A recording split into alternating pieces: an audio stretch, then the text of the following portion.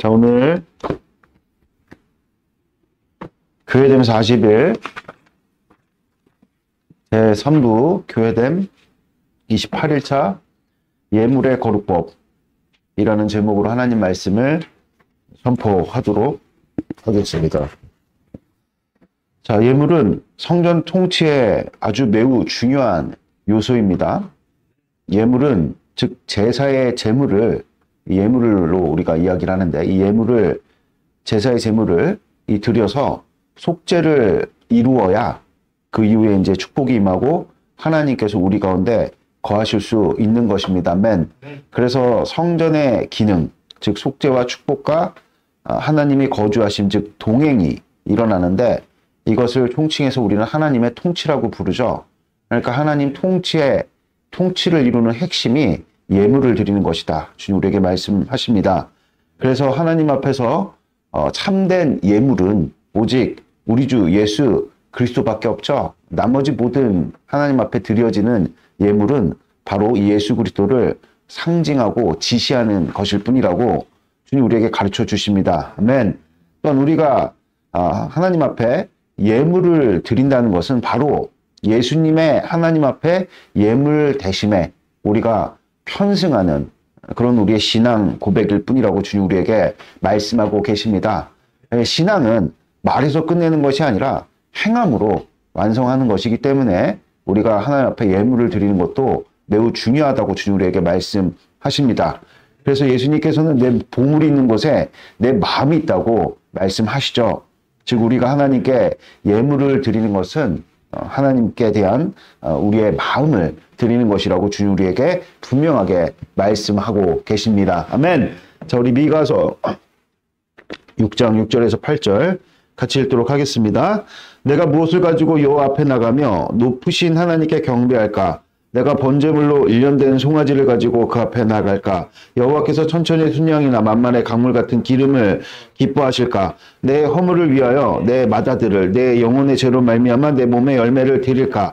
사람아, 주께서 선한 것이 무엇임을 내게 보이셨나니 여호와께서 내게 구하시는 것은 오직 정의를 행하며 인자를 사랑하며 겸손하게 내 마음과 함께 내 하나님과 함께 행하는 것이 아니냐. 아멘. 그러니까 하나님께서는 천천의 순양이나 이 만만의 강물 같은 기름에 관심이 있기보다 그것을 드리는 사람에게 그 마음에 관심이 있다고 주님 우리에게 말씀하시는 것이죠. 그럼 예물을 왜 받으시냐? 그 예물을 통해서 우리와 동행을 이루시기 위해서 예물을 받으시는 것이라고 주님 우리에게 분명하게 말씀하고 있습니다. 그래서 예물을 드리는 이유는 하나님을 사랑하여 하나님과 동행할 목적으로 우리는 예물을 드리는 것이라고 주님 우리에게 분명하게 말씀하십니다. 레위기 1장 4절 말씀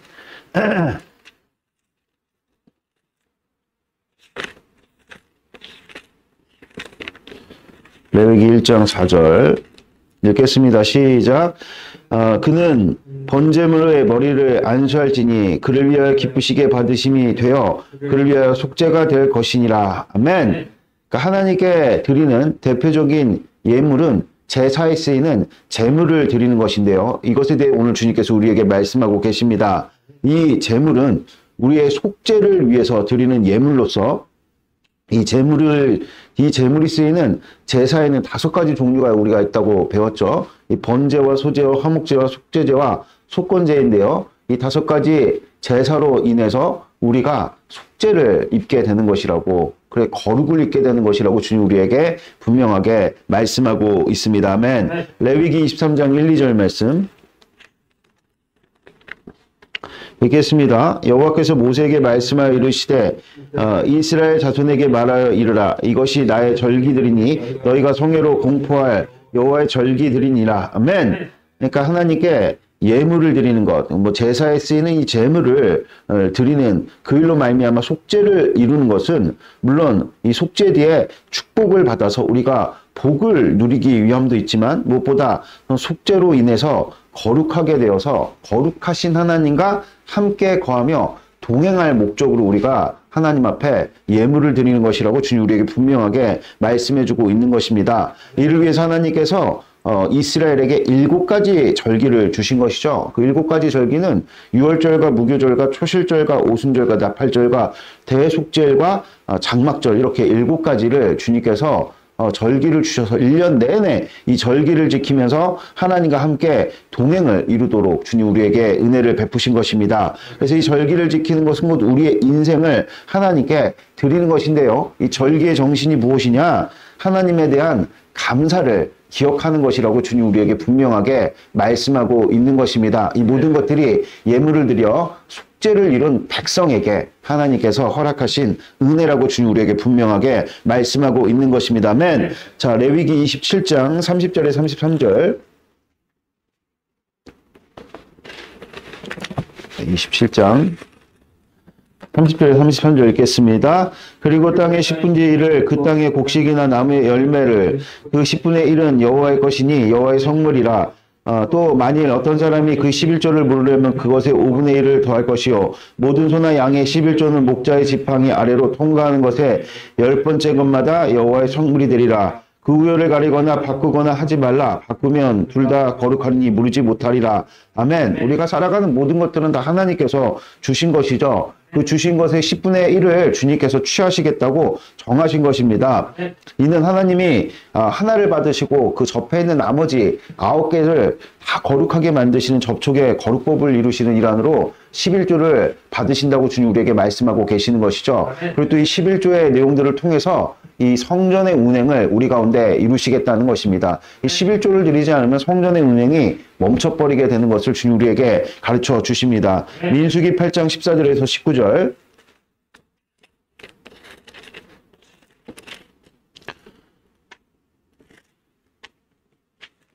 민수기 8장. 예. 제가 민수기 8장 몇 절이라고 그랬습니까, 방금? 14절에 19절 읽겠습니다. 시작. 너는 이같이 이스라엘 자손 중에서 레위인을 구별하라. 그리하면 그들이 내게 속할 것이라. 내가 그들을 정결하게 하여 요제로 드린 후에 그들을 회막에 들어가서 봉사하게 할 것이니라. 그들은 이스라엘 자손 중에서 내가 온전히 드린 바 된 자니라.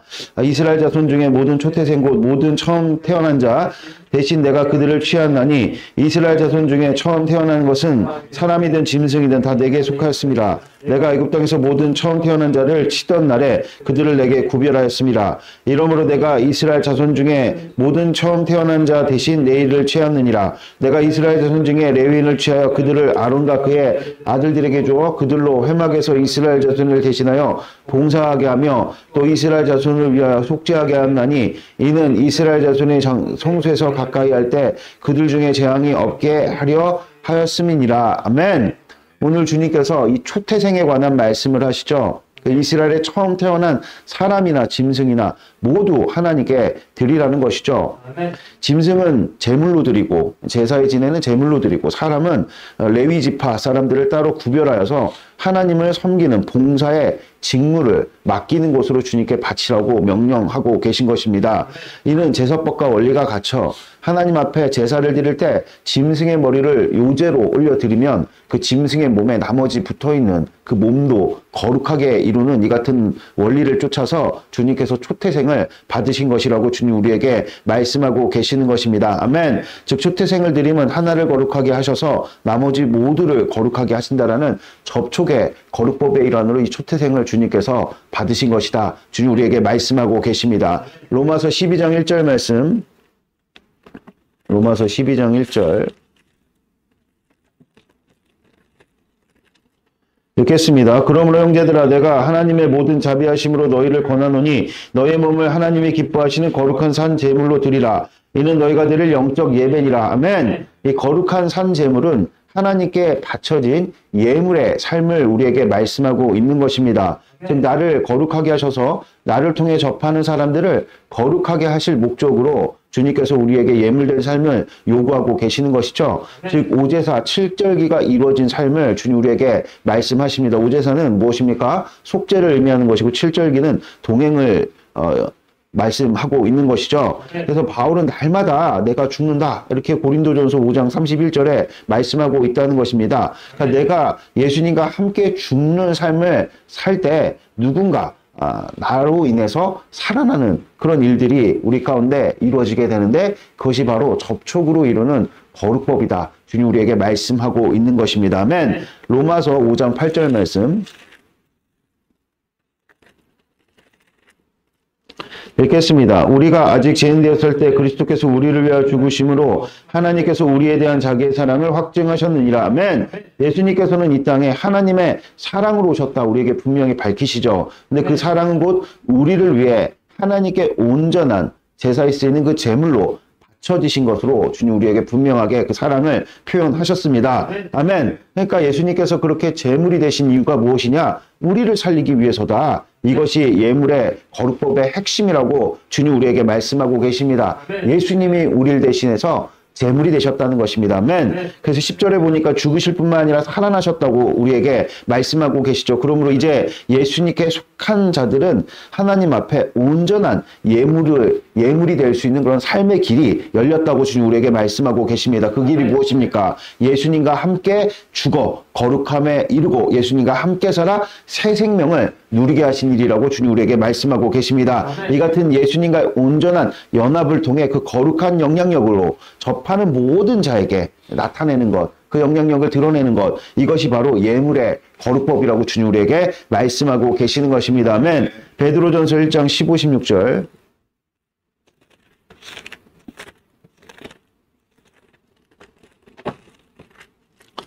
1장 15, 16절입니다. 읽겠습니다. 오직 너희를 부르신 거룩한 이처럼 너희도 모든 행실에 거룩한 자가 되라. 기록하였을 때 내가 거룩하니 너희도 거룩할지어다 하느니라. 아멘. 예물의 거룩법의 목적이 무엇이냐? 내가 거룩하니 너희도 거룩하라 하신 이 말씀을 우리에게 이루는 것이라고 주님 우리에게 말씀하고 계십니다. 즉 예물의 역할이라는 것은 거룩법을 이루는 것이라고 주님 우리에게 말씀하고 계시죠. 예수님께서 예물이 되시는 곳 우리 가운데 속죄를 이루고 그의 부활하심으로 하나님과의 동행을 우리 가운데 이루시는 것이라고 주님 우리에게 말씀하고 계십니다. 그러므로 우리 가운데 흐르는 이 기름 부음이 우리 삶을 거룩하게 만드는 것이라고 주님 우리에게 분명하게 말씀하고 있는 것입니다. 아멘. 요한복음 12장 28절. 요한복음 12장 28절입니다. 읽겠습니다. 아버지여 아버지의 이름을 영광스럽게 하옵소서 하시니 이에 하늘에서 소리가 나서 이르되 내가 이미 영광스럽게 하였고 또다시 영광스럽게 하리라 하시니. 아멘. 예수님께서 이 땅에 오심 자체가 하나님의 영광을 나타내는 것이라는 사실을 주님 우리에게 보여주고 있는 것이죠. 그리고 하나님께서 말씀하시기를 예수님께서 또다시 하나님의 영광을 나타낼 것이다. 그것이 무엇입니까? 십자가에 달리신 일을 말씀하고 계시는 것입니다. 아멘. 그러므로 예수님의 인생 자체가 하나님의 영광을 이 땅 가운데 나타낸 것이라고 주님 우리에게 말씀하고 계십니다. 아멘. 즉 예수님은 하나님 앞에 온전히 들이신 예물의 삶을 사셨죠. 그러므로 우리가 예수님과 온전한 연합을 이룰 때 우리도 하나님 앞에 온전한 예물이 되어 성전의 오제사 7절기가 우리 삶에 이렇게 이루어지게 되는 것이라고 말씀하고 계십니다. 그러므로 내가 거룩하니 너희도 거룩하라는 그 말씀을 이루시니 그 삶이 하나님께 영광스럽게 된다. 아멘. 그러니까 우리가 예수님과 함께 예물된 인생을 살아가게 될 때 오제사 7절기의 일로 하나님의 영광이 우리 가운데 분명하게 나타나게 된다고 주님 우리에게 말씀하시는 것입니다. 아멘. 계시록 21장 21절 말씀. 계시록 21장 21절 말씀 우리 같이 읽도록 하겠습니다. 그 12문은 12진주니 강문마다 한 개의 진주로 되어 있고 성의 길은 맑은 유리 같은 정금이더라. 아멘.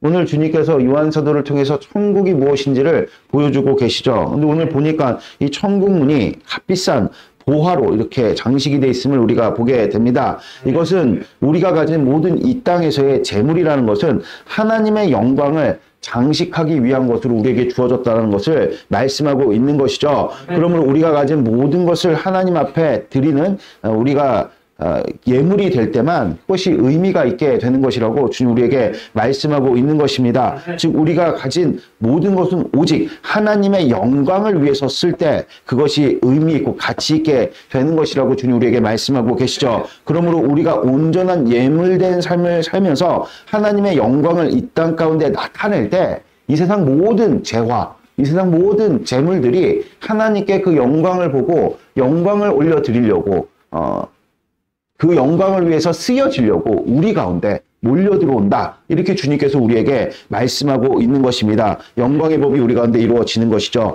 마태복음 16장 19절 말씀.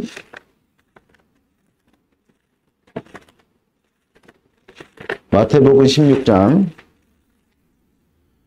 19절입니다. 읽겠습니다. 내가 천국 열쇠를 내게 주리니 내가 땅에서 무엇이든지 매면 하늘에서도 맬 것이요 내가 땅에서 무엇이든지 풀면 하늘에서도 풀리리라 하시고 아멘.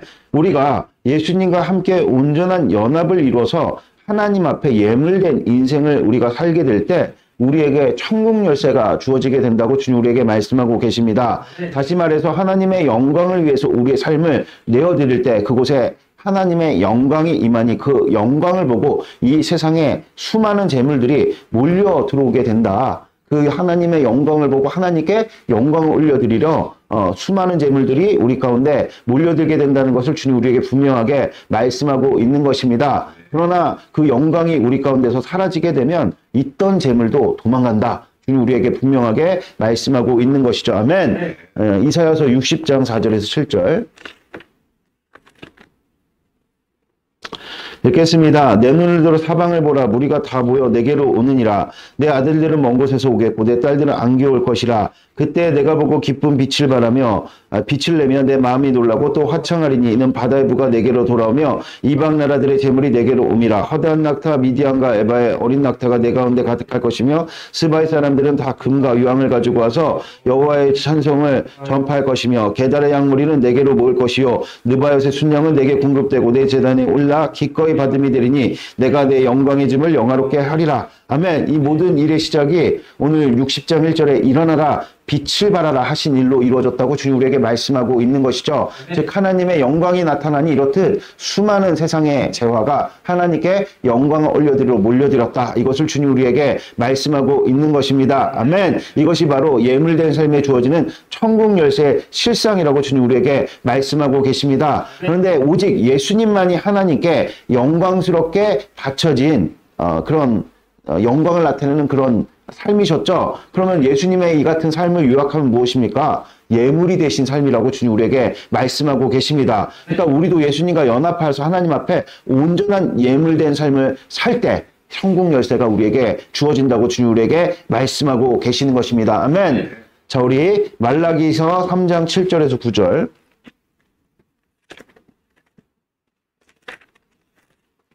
말라기 3장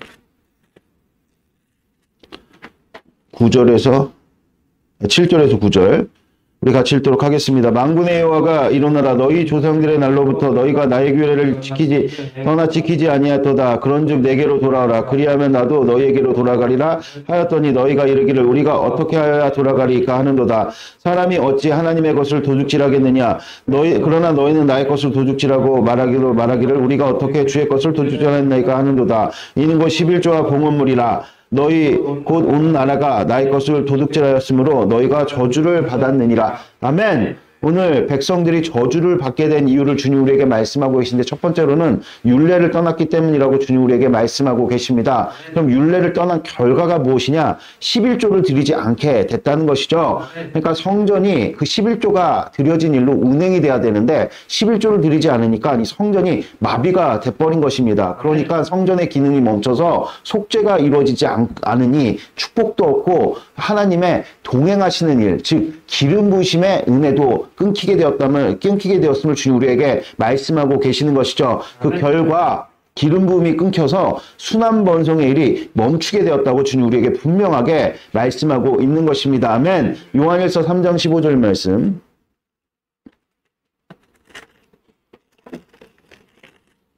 읽겠습니다. 그 형제를 미워하는 자마다 살인하는 자니 살인하는 자마다 영생이 그 속에 거하지 아니하는 것을 너희가 아는 바라. 아멘. 형제를 미워하는 것은 살인하는 것이라고 주님 우리에게 말씀하고 계십니다. 살인은 피를 흘리는 것이죠.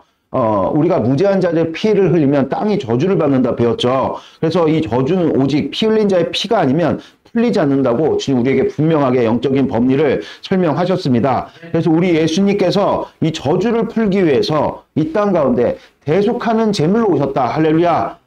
즉 하나님께 예물로 바쳐지신 이유가 무엇이냐? 우리가 흘린 그 피를 우리를 대신해서 흘리시기 위해서 예물이 되셨음을 주님 우리에게 분명하게 말씀하고 있는 것입니다. 이것을 인정하는 것이 예물 대신 예수님과 연합한 삶을 사는 것이라고 주님 우리에게 말씀하는 것이죠. 그것이 우리가 드리는 11조 봉헌물이다. 주님 우리에게 말씀하고 계십니다. 이 11조와 봉헌물은 우리 삶의 예물로 바치겠다는 우리도 예수님과 함께 연합해서 우리 삶도 하나님 앞에 예물로 바쳤다는 하나의 신앙 고백이라고 주님 우리에게 말씀하시는 것입니다. 그래서 17절에 보니까 재물을 하나님께 드리는 일로 형제 사랑을 이룬다. 이렇게 주님께서 우리에게 말씀하고 계시죠. 그러니까 우리가 주님 앞에 11조와 봉헌물을 드리는 것으로 우리의 인생을 예물로 주님께 바칠 때 우리 가운데 거룩이 이루어진다는 사실을 주님 우리에게 말씀하고 있는 것입니다. 히브리서 6장 6절에서 8절 말씀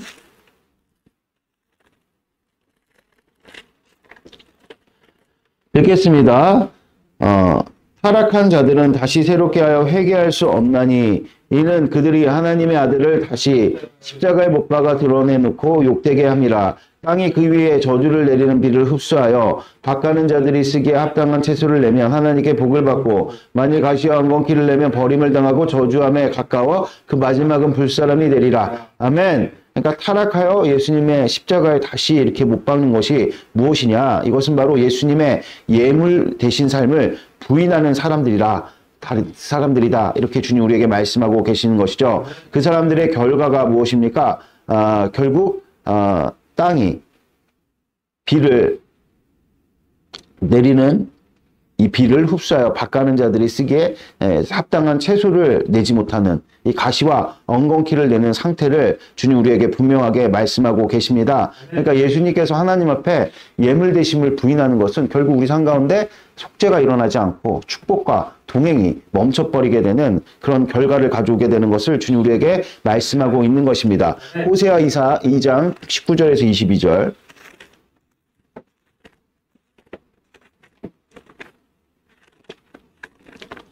호세아 2장 19절에서 22절입니다. 같이 읽겠습니다. 내가 내게 장가들어 영원히 살되 공의와 정의와 은총과 공의 여김으로 내게 장가를 들며 진실함으로 내게 장가를 들리니 내가 여호와를 알리라. 여호와께서 이르시되 그날에 내가 응답하리라. 나는 하늘에 응답하고 하늘은 땅에 응답하고 땅은 곡식과 포도주 기름에 응답하고 또 이것들을 이스라엘에 응답하리라. 아멘. 이것이 예물의 거룩법이 이루어진 결과라고 주님 우리에게 분명하게 말씀하고 계십니다. 그럼 어떻게 우리 삶 가운데 예물의 거룩법이 이루어지는가? 그것은 바로 오늘 말씀을 보니까 하나님께서 우리에게 장가를 드신다. 이 같은 일들로 예물의 거룩법이 이루어진다고 주님 우리에게 말씀하고 계십니다. 그러면 하나님께서 우리에게 장가 드시는 일이 무엇이냐?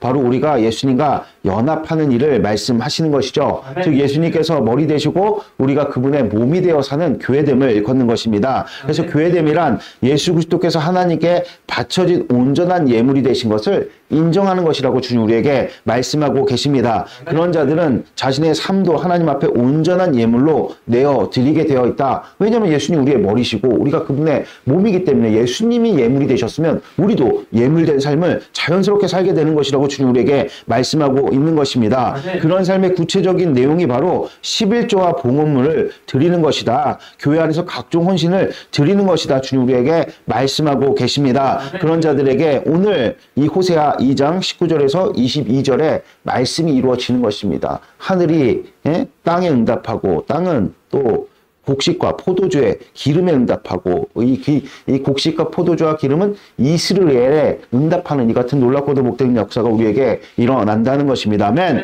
말라기야서 3장 10절 11절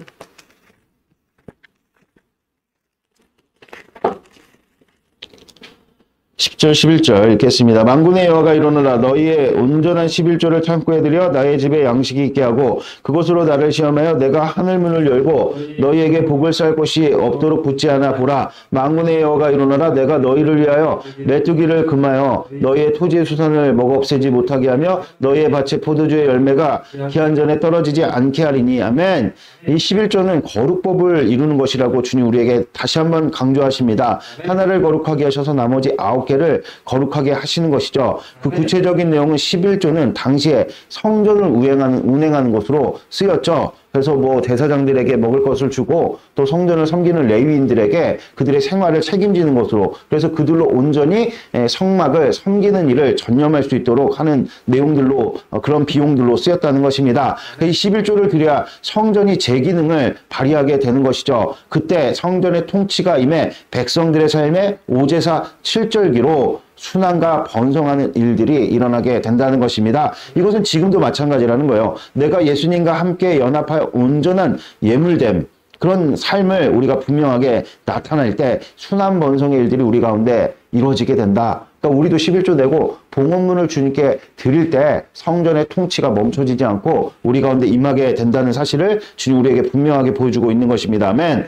말라기서 3장 12절 말씀 읽겠습니다. 너희 땅이 아름다워짐으로 모든 이방인들이 너희를 복되다 하리라. 만군의 여호와의 말이니라. 결국 11조와 봉헌물로 이렇게 성전이 운행되니 일부를 거룩하게 하셔서 전체를 거룩하게 하신다라는 이 예물의 거룩법이 이루어진 상태를 주님 우리에게 보여주고 있는 것이죠. 그래서 이스라엘을 거룩하게 하시니 그에 접하는 자들마다 하나님의 영광을 보게 된다는 것입니다. 할렐루야. 이 같은 복된 역사가 여러분들의 삶 가운데 충만하시기를 주 예수 그리스도로 축복드립니다. 마태복음 6장 19절에서 21절.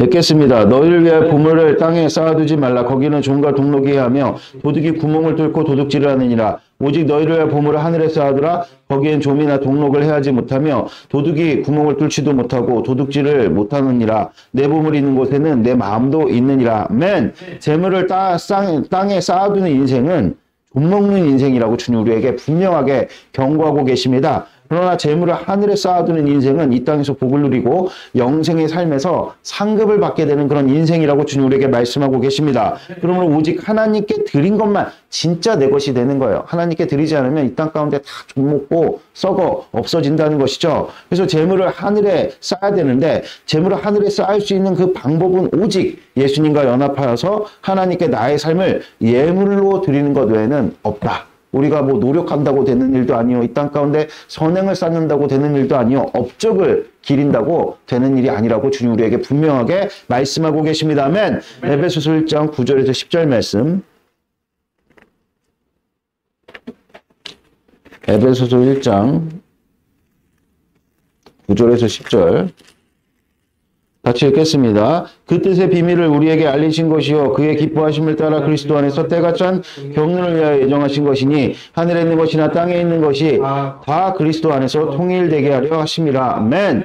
여기서 비밀 그리고 때가 찬 경륜은 이 땅 가운데 교회가 나타난 일을 주님 우리에게 말씀하고 계십니다. 아멘. 예수님께서 이 땅에 오심은 곧 다시 만물의 머리가 되시려고 오셨다. 그것이 이제 1장 10절에 하늘에 있는 것이나 땅에 있는 것이나 통일되게 하신다. 그것은 다시 이제 예수님께서 만물의 으뜸이 되신다. 이런 표현을 하신 것이죠. 즉 다시 에덴의 안식을 허락하시려고 이 땅 가운데 오신 것입니다. 에덴은 예물의 문제가 없었어요. 아담과 하와는 거룩한 존재로 그들이 숨쉬고 사는 것 자체가 하나님의 영광이 되었던 것입니다. 그러나 이제는 죄가 들어왔잖아요. 그래서 이 세상은 예물이 필요하다고 주님 우리에게 말씀하고 계십니다. 예물은 곧 하나님과 관계하는 매개다. 주님 우리에게 말씀하고 계시죠. 그 예물이 곧 예수님이 되셨습니다. 할렐루야. 그 예수님께서 우리 가운데 오셔서 이제는 우리가 그 예수님께 편승하여 우리도 예물된 삶을 살게 되었다고 주님 우리에게 말씀하고 계시죠. 그것이 무엇입니까?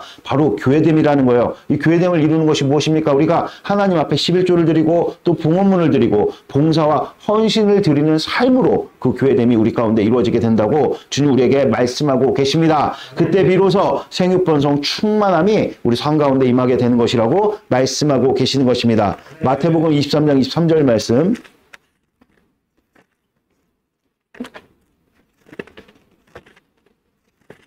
마태복음 23장 23절 같이 읽겠습니다. 화 있으신 저 외식하는 서기관들과 바리새인들이여 너희가 박하와 회양과 근체와 11조를 드리되 율법이 더 중한 바 정의와 긍휼을 믿음을 버렸도다. 그러나 이것도 행하고 저것도 버리지 말아야 할지니라. 아멘. 우리가 드리는 11조는 예물된 삶의 신앙 고백일 뿐이다. 할렐루야. 실제는 우리의 삶 전부를 드리는 것이라고 주님 우리에게 말씀하고 있는 것이죠. 그러니까 11조는 의무가 아니라는 거예요. 11조는 예물된 삶의 후식이다. 주님 우리에게 분명하게 말씀하고 있는 것입니다. 아멘. 히브리서 7장 27절 말씀 읽겠습니다. 그는 저 대사장들이 먼저 자기 죄를 위하고 다음에 백성들의 죄를 위하여 날마다 제사를 드리는 것 같이 할 필요가 없으니 이는 그가 단번에 자기를 드려 이루셨음이니라. 아멘. 구약의 제물은 그러니까 제사를 드릴 때 지내는 그 제물을 이야기하는 것이죠. 그 진정한 제물로 하나님 앞에 예물이 되신 예수 그리스도를 예시한 것입니다. 예표한 것입니다. 그러므로 예수님과 연합한 자들에게는 하나님 앞에 드려진 예물된 삶을 우리로 이제 살게 하신다는 것이죠. 그러므로 우리 삶을 받으시고 거룩하게 하셔서 우리 삶의 거룩한 영향력을 나타나게 하신다. 이것을 주님께서 우리에게 말씀하고 계시는 것이죠. 오늘도 이렇게 여러분들이 교회된 40일을 위해서 특별히 여러분들의 시간과 여러분들의 체력과 여러분들의 여러 가지 역량들을 지금 예물로 주님께 바쳐 드린 것입니다. 할렐루야. 그러므로 말미암아 우리로 거룩한 영향력을 나타나게 하신다. 이것을 주님 우리에게 말씀하고 계십니다. 고린도후서 8장 12, 13절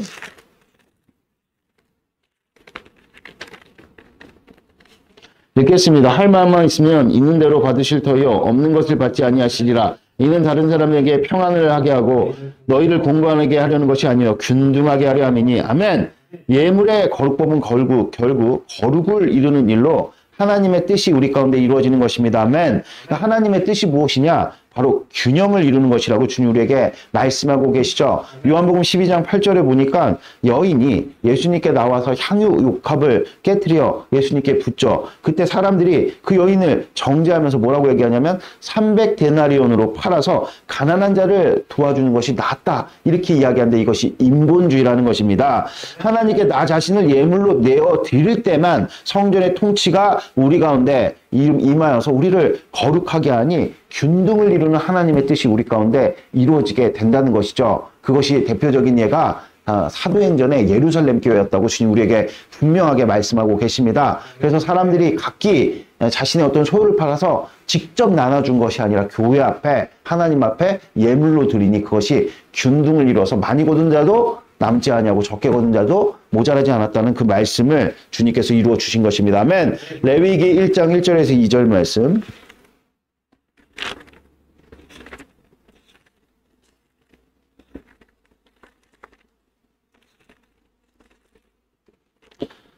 같이 읽도록 하겠습니다. 1장 1절에서 2절입니다.